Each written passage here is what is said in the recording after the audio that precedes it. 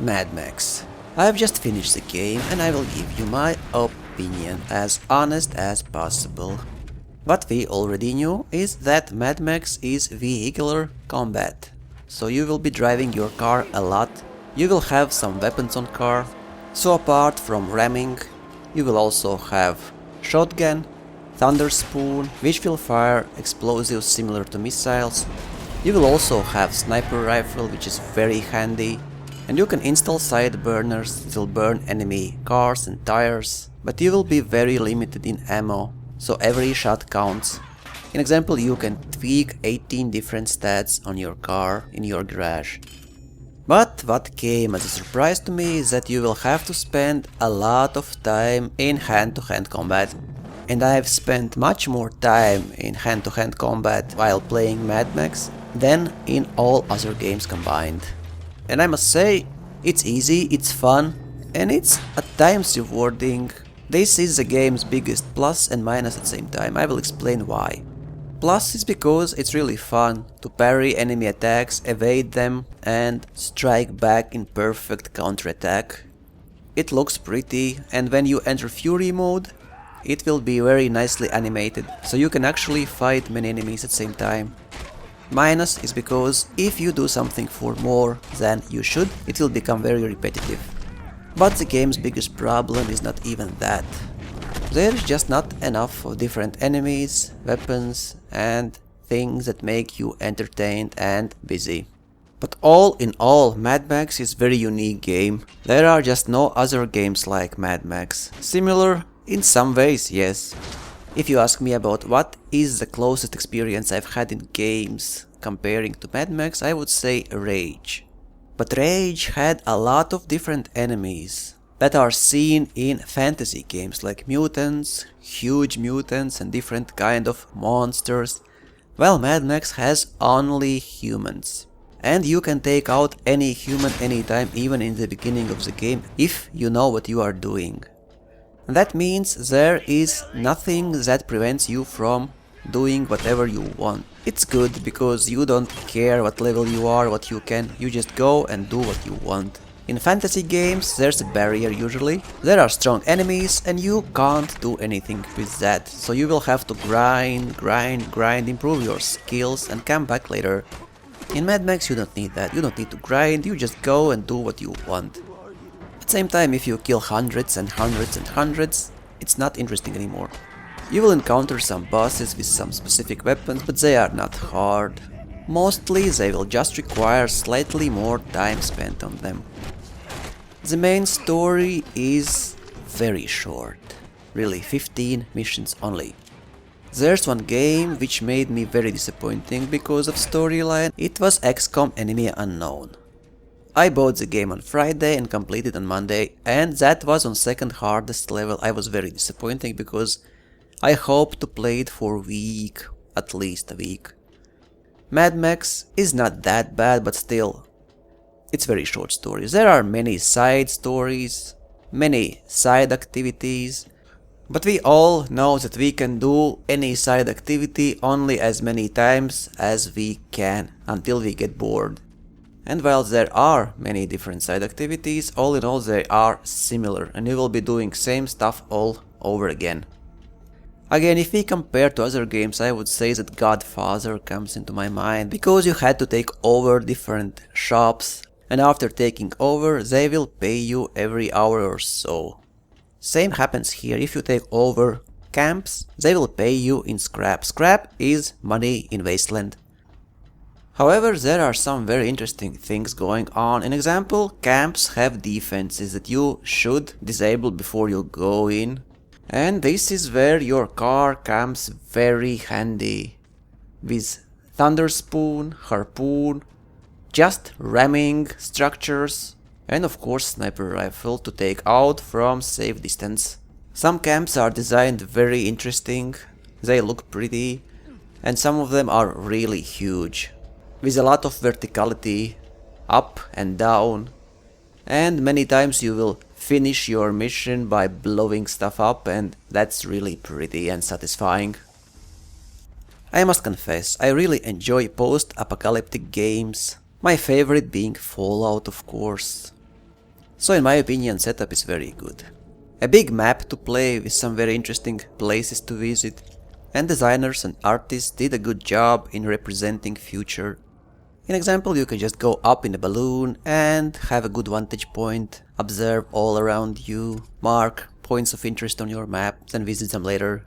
They for some reason just forgot to populate the world with interesting creatures and enemies. And again about depth, you will have only fists and your gun. Occasionally you will have an option to pick up a club or bar that enemy drops and use it as a weapon. And you will have several knives as finishers, but that's it. And character customization also is very shallow. Max has only 8 skills. You can't play with max looks. You can only add some beard or long hair, goggles, but that's about it. Also, Max has 10 abilities that you can improve by using tokens that you will be given for different milestones. In example, kill 100 of those, you get 1 token. Blow 10 cars with this weapon and you will get 1 token. And those abilities are similar to Fallout, like finding more scrap, finding more ammo, you can have more vitality and stuff like that, so all as usually. So in total you will have 18 different skills or abilities to improve. Same as a car, you can improve engine, tires, suspension, body, whatever you want. And car combat is interesting to some point, because you will be able to use harpoon, very fun weapon. If I will compare, then harpoon in Mad Max is similar to boomerang in Rage. I have a lot of fun with both weapons. You can rip off parts of enemy car, you can rip out even enemy drivers out of cars, you can rip out tires, leaving cars helpless. You can bring down ladders that are stuck. You can even bring down towers with snipers and other enemies. Break open gates with your harpoon. Camps have defenses in form of Molotov cocktail throwers, snipers. Without harpoon you can have shotgun, which you also have on foot. Sniper rifle, which is very handy when you are facing enemy sniper or just want to blow up some fuel tank from a distance. And Thunder Spoon, which is pretty cool weapon. It's an explosive round that will be shot like a missile. Also you can install some fire burners on your car that will burn to side when you press fire button and will burn enemy cars and blow them up. Some enemies even have a mines that can be dropped off car and any follower can blow up. But there could be much more different weapons in the end. The main story is fine, nothing impressive, you will see cutscenes as usually, and you don't have any option, the story is linear, so you can't influence it. You can race if you want to, and main story has a race, death race in it, and there is no difficulty. You can't set any difficulty you want to, and I would say that game is very easy, at least judging from how many times I have died, and even considering that you can't save whenever and wherever you want. You can just pick autosave slot and that's it. The game will save only by itself after you reach some checkpoints. And if you die, most likely you will be returned to last stronghold you've visited. Hardest missions for me were ones involving racing, like Death Race or the final, when one mistake can determine outcome. I've spent around 28 hours playing this game, killed 820 enemies, earned 70 Griff tokens that you can use on your abilities, but I used only half of them because it was already too easy. Consumed 37 flasks of water, ate 17 times meal. You can't have meal with you, so you can eat only if you see it lying around. But you can take water with you. And outside strongholds, water and food is only way to restore your health. I found 20,000 scrap, but the game world is very beautiful and there are actually storms, real storms, where your car can actually be taken and lifted from the ground up, lightning striking into all directions. I even once died from storm, and if you have to fight in storm, it's very interesting experience.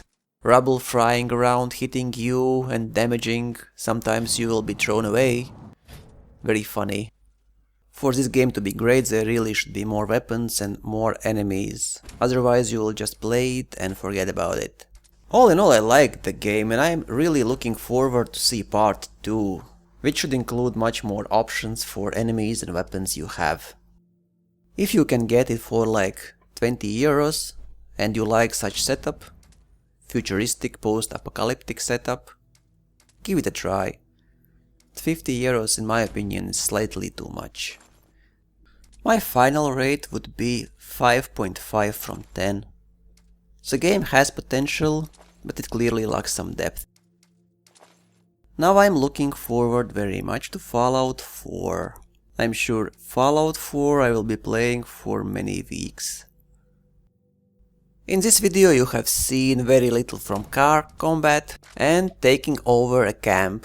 I did that because I did not want you to show any spoilers if you decide to play this game for yourself. Now you can see how character and car customization can be done. So enjoy this video.